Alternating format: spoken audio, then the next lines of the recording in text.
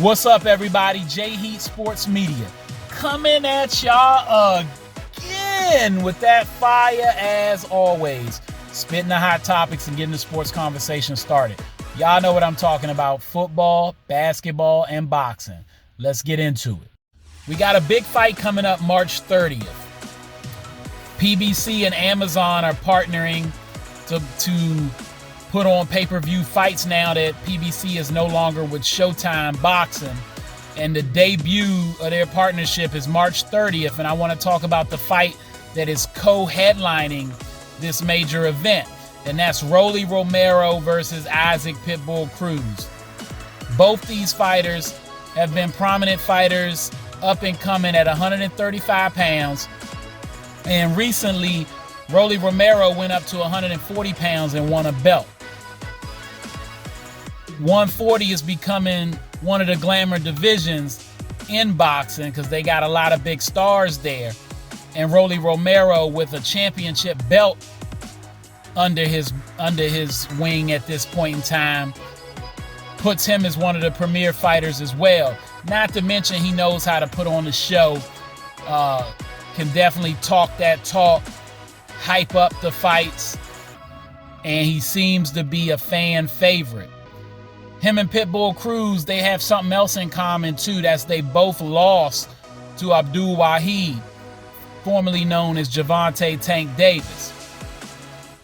Both of their fights against Tank, they came in as guys that were expected to be somewhat of a challenge, but not expected to beat Tank. Rolly, even though he talked a good game, he got stopped by Tank.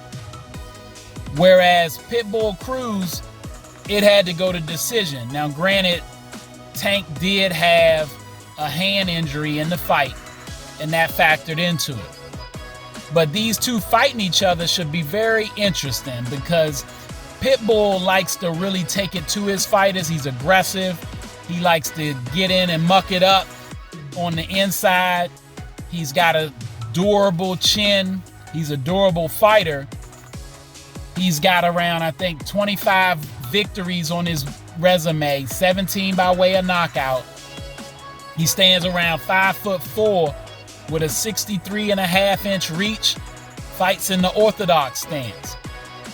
Rolly, on the other hand, who's around 5'7", he's got a height advantage. He's about a 66-inch reach, so he's got that advantage by about 3 inches, 2.5 inches maybe. And on top of that, Rolly has about 13 knockouts on his resume with 15 victories. So he has a higher knockout ratio.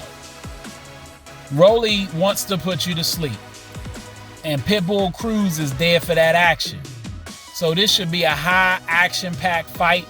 Somebody probably will get stopped. It's going to be interesting to see how this works out for Rolly. He had an opportunity to fight Ryan Garcia, and that fight seemed to fall through as Ryan Garcia is now renegotiating with Devin the Dream Haney. Would have been a good fight to see Rolly versus Ryan, and that'll probably happen anyway in the future. But Rolly versus Pitbull Cruz, make sure you catch this when it happens. I do think even if you don't know a lot about these two, you'll enjoy the fight. It'll be good entertainment. And it's a good fight card in general. I'll get into the other co-main event with Keith One-Time Thurman and Tim Tszyu later. But for right now, just know that Romero and Pitbull Cruz are going to put on a fight that the fans will like, even a novice fan. And my guess is Pitbull Cruz has enough dog in him that if he doesn't get put to sleep by Rolly, he's going to win this fight. He's going to find a way to scrap this out and get this W and take Rolly's belt. That's my initial thought on this fight. But it only takes one punch and anybody can be put to sleep. So if Rolly can hit him with one of those one-hitter quitters, that's going to be his best option to maintain his championship and move on. All right, that's all the time I got. Y'all know what it is, and you know who you're looking for. J Heat Sports Media. Remember to like, subscribe, or get at me in the comments. Let's go back and forth. You know you can find me at YouTube, Instagram, X, and TikTok.